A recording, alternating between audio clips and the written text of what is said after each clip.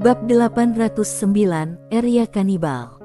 Saat gerbang batu ditutup, beberapa orang di tempat tersebut tiba-tiba mulai panik.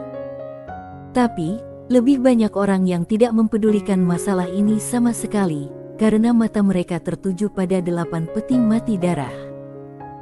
Pada saat ini, tidak jauh dari Sander Ye, seorang pemuda menunjuk ke kejauhan dan berkata dengan penuh semangat, "Kakak, lihat 8 peti darah itu, coba tebak apa isinya." "Aku kira pasti ada wanita cantik yang tiada taraf di dalamnya." Begitu cerita yang ditulis dalam novel kesatria. Tidak jauh dari anak laki-laki itu, berdiri seorang wanita. Wanita itu tampak berusia 20-an. Dia mengenakan gaun berwarna hijau tua.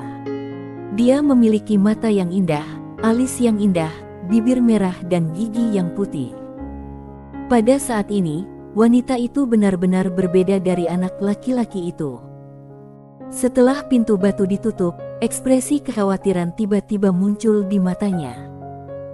Pemuda itu berkata lagi, "Kak, jika kita mendapatkan warisan peradaban kosmik tingkat 4, kita akan benar-benar membanggakan leluhur kita dan membuka silsilah tersendiri dalam silsilah keluarga kita." Berbicara tentang ini, pemuda itu sepertinya merasakan sesuatu. Dia menoleh untuk melihat wanita di sebelahnya.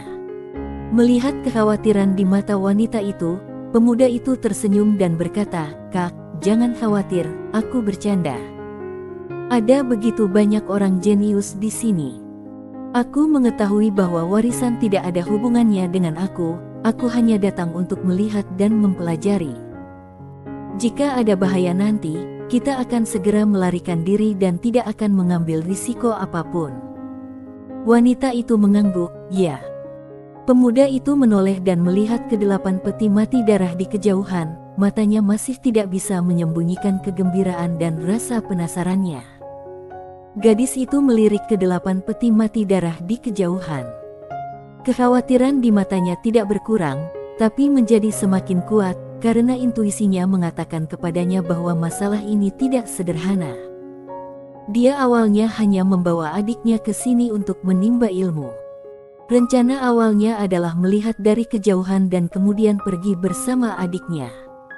Karena dia sangat menyadari kekuatan mereka, hal bagus seperti warisan alam semesta 4 dimensi tidak akan menjadi milik mereka sama sekali, dan mereka tidak memiliki kemampuan. Ketika berada di luar pintu, adiknya berlari masuk tanpa dia sadari. Dia tidak punya pilihan selain mengikutinya masuk. Setelah masuk, pintu batu ditutup, itu membuatnya merasa sangat tidak nyaman.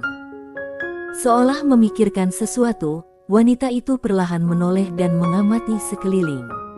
Dia melirik semua orang di lapangan dan akhirnya matanya tertuju pada Sander Ye dan yang lainnya. Tanpa ragu-ragu, dia langsung menarik adiknya berdiri di samping Sander Ye dan yang lainnya.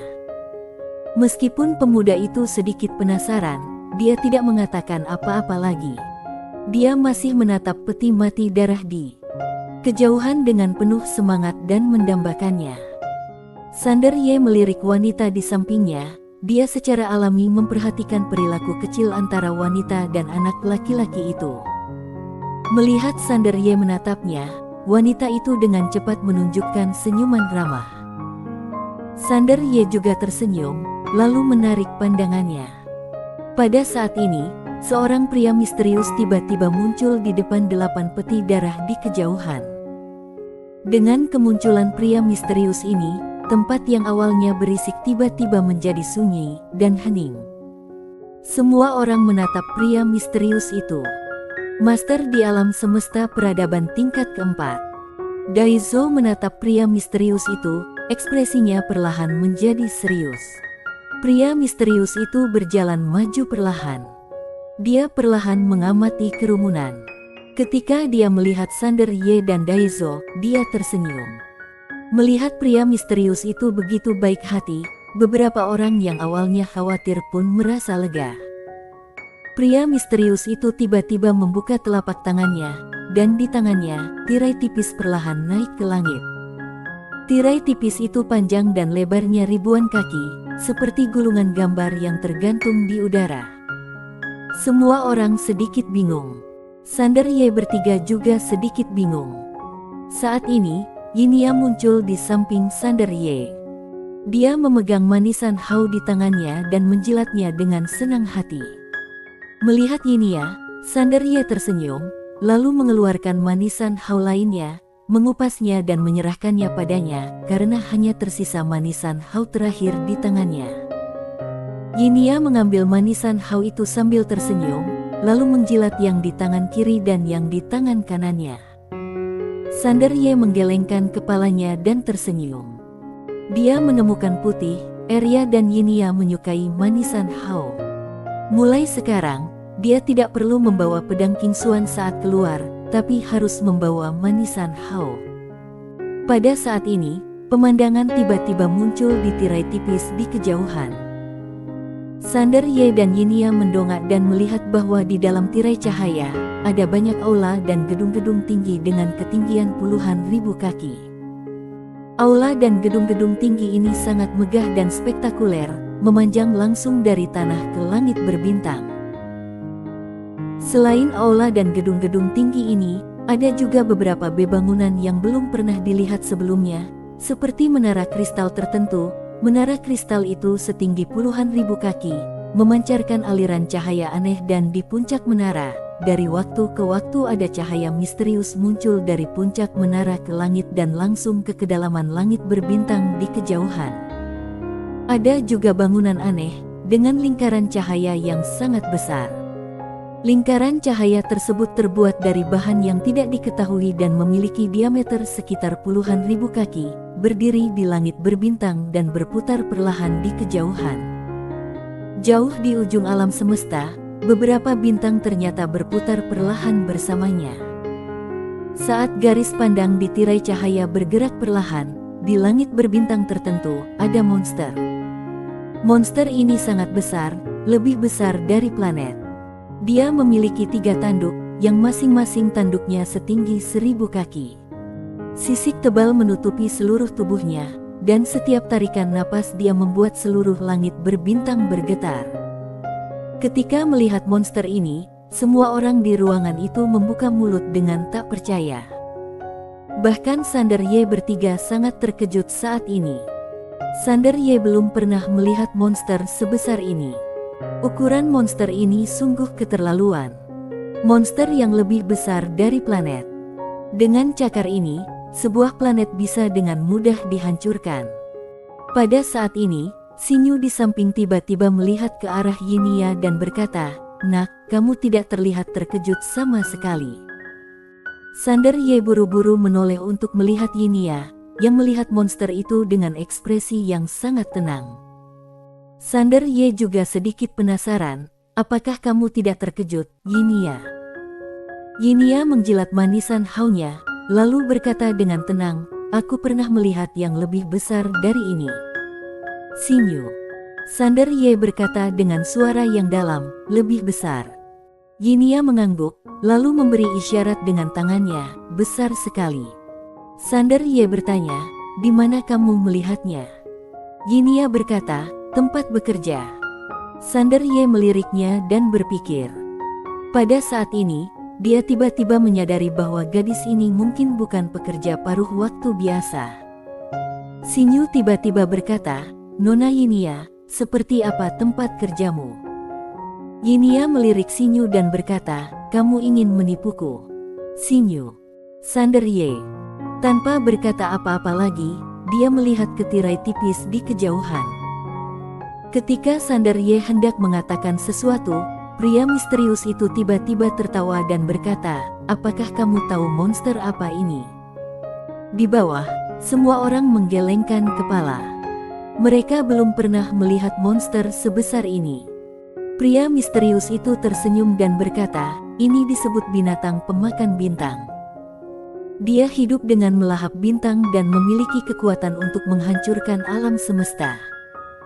Tapi, dia ditangkap oleh peradaban penyihir kami dan kemudian menjadi binatang penjaga gerbang peradaban penyihir kita."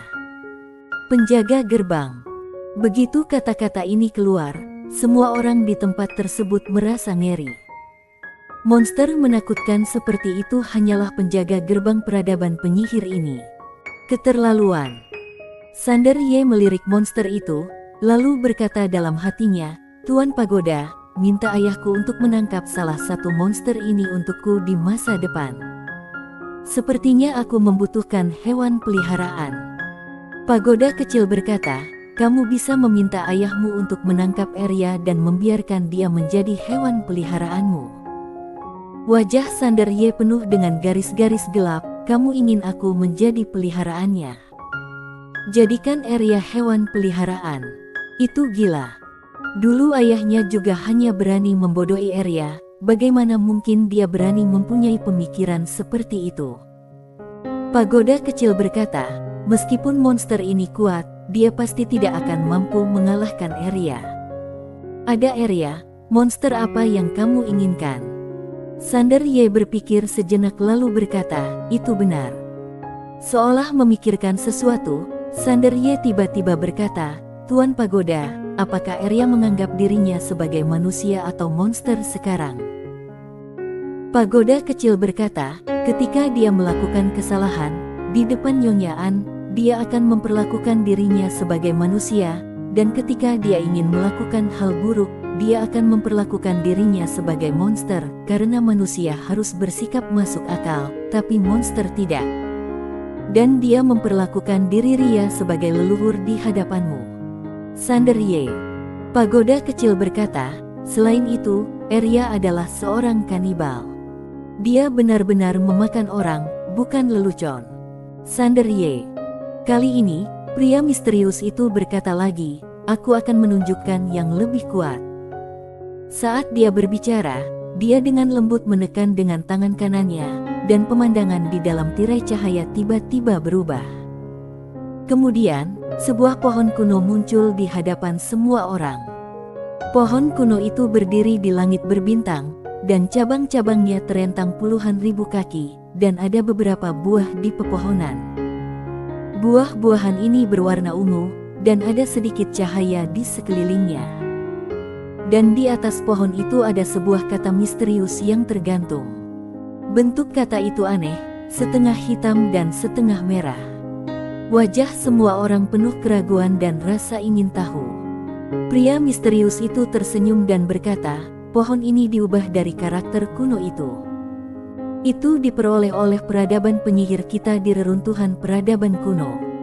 Justru karena bantuan pohon inilah peradaban penyihir kami bisa memasuki perkembangan pesat, karena pohon ini memiliki kemampuan untuk mengubah fisik dan garis keturunan seseorang. Selama seseorang makan satu buah, garis keturunan dan fisiknya bisa berubah secara instan. Oleh karena itu, kami menyebutnya buah dao abadi, dan memakannya bisa mendapatkan jalan menuju keabadian. Di bawah, seseorang tiba-tiba berkata, apakah masih ada lagi? Setelah mendengar kata-kata ini, senyuman pria misterius itu berangsur-angsur menghilang. Dia menekan ringan dengan tangan kanannya. Dalam sekejap, pemandangan di dalam tirai cahaya tiba-tiba berubah dan mulai bergetar hebat. Wajah semua orang penuh keraguan. Pada saat ini, tirai cahaya berangsur-angsur kembali normal, dan pada saat ini, di atas bangunan yang tak terhitung jumlahnya, nyala api perlahan melayang ke bawah. Saat Sander Ye melihat nyala api ini, dia tercengang. Api langit. Pada saat ini, pria misterius itu tiba-tiba berkata dengan suara yang garang, peradaban Tianxing yang bodoh ini adalah bajingan. Pria misterius itu mengutuk, dan kutukan itu sangat tidak menyenangkan. Mendengar pria misterius itu mengumpat, semua orang saling memandang dengan bingung. Kenapa dia mulai mengumpat? Di belakang pria misterius itu, sebuah suara tiba-tiba terdengar dari dalam peti mati darah, hati-hati dengan apa yang kamu katakan. Pria misterius itu berkata dengan sungguh-sungguh, apa yang kamu takutkan? Bagaimanapun, peradaban Tianxing tidak bisa mendengarnya. Kita tidak bisa mengalahkan mereka, apa juga tidak membiarkan aku memakinya. Di bawah, Ginia memandang pria misterius itu dengan hening dan berhenti menjilati manisan Hao. Bersambung.